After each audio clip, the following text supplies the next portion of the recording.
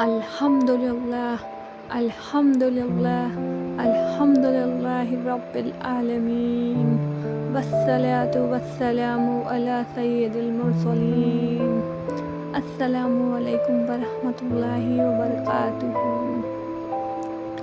میرے پیارے عزیز بھائیوں اور بہنوں، ذرا آنکھوں کو بند کیجیے اور سوچیے اس دن کو جب لوگ قبروں سے اٹھیں گے، سورج سر کے اوپر ہوگا، لوگ پسینے میں ڈوبے ہوں گے، ہر کوئی ڈرا ہوا ہوگا، سہما ہوا ہوگا، اور اس دن ایک آواز آئے گی، ایک گہری آواز، جنت کے دروازے کھول دیے جائیں۔ کیا آواز آئے گی؟ کہ جنت کے دروازے کھول دیے جائیں، فرشتے دروازہ کھولیں گے، روشنی چاروں طرف پھیلی ہوئی ہوگی، چاروں طرف روشنی روشنی ہوگی۔ یہ دروازے کچھ خاص لوگوں کے لیے ہوں گے۔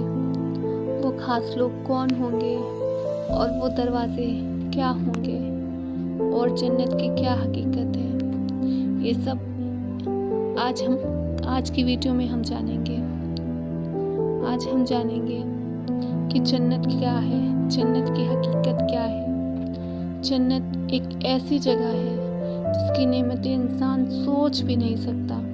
قرآن کہتا ہے کسی جان کو پتہ نہیں ہے کہ اس کی آنکھوں کی ٹھنڈک کا کیا انعام چھپا کر رکھا گیا ہے۔ صلی اللہ علیہ وسلم نے فرمایا جنت کی ایک چابک رکھنے جتنی بھی جگہ اس دنیا سے بہتر ہے۔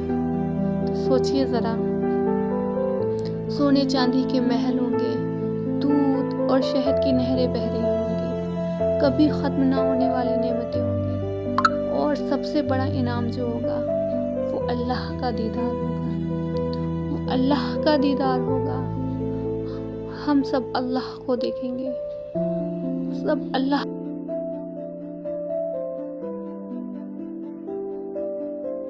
جنت کے 8 دروازے ہوں گے، جس میں سے سب سے پہلا دروازہ ہوگا نماز کا دروازہ۔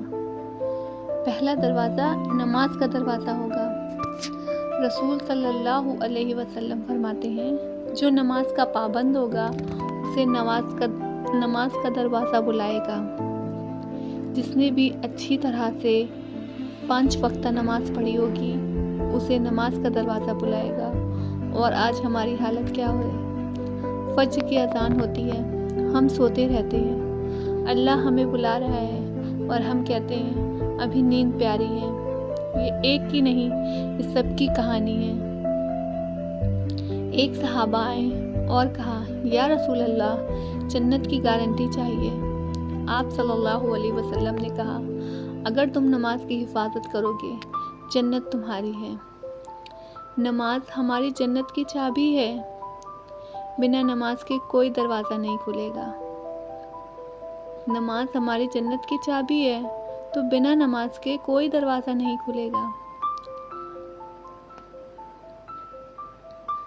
دروازہ نمبر 2 جہاد کا دروازہ ہے۔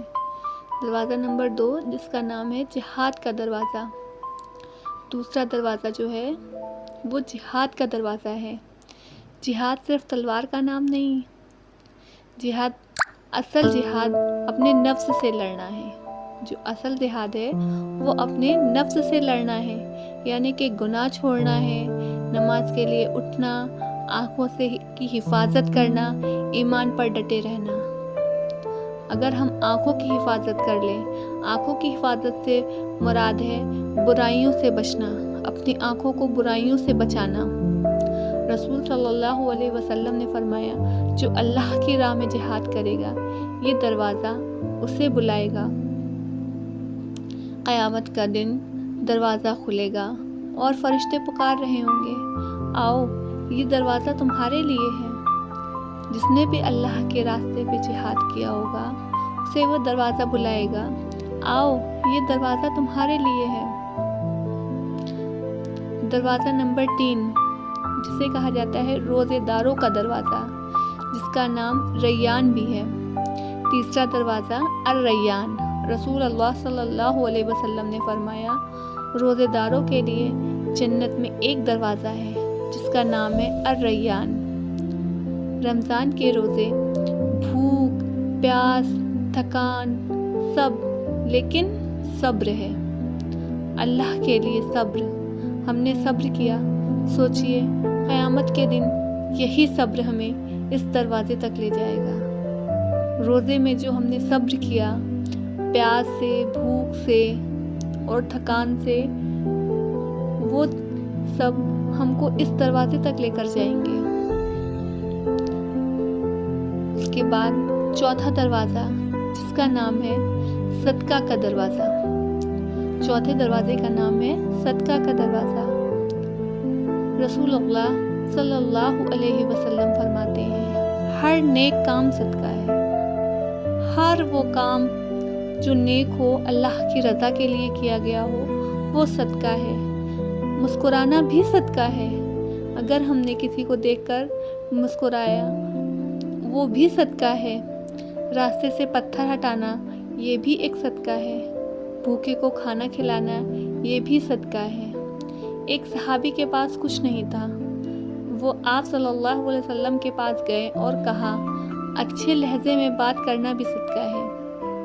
اگر ہم غریبوں کے سہارا بنے تو کل یہی دروازہ ہمیں بلائے گا۔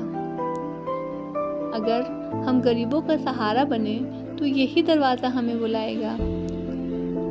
اس کے بعد پانچواں دروازہ، جس کا نام ہے حج کا دروازہ۔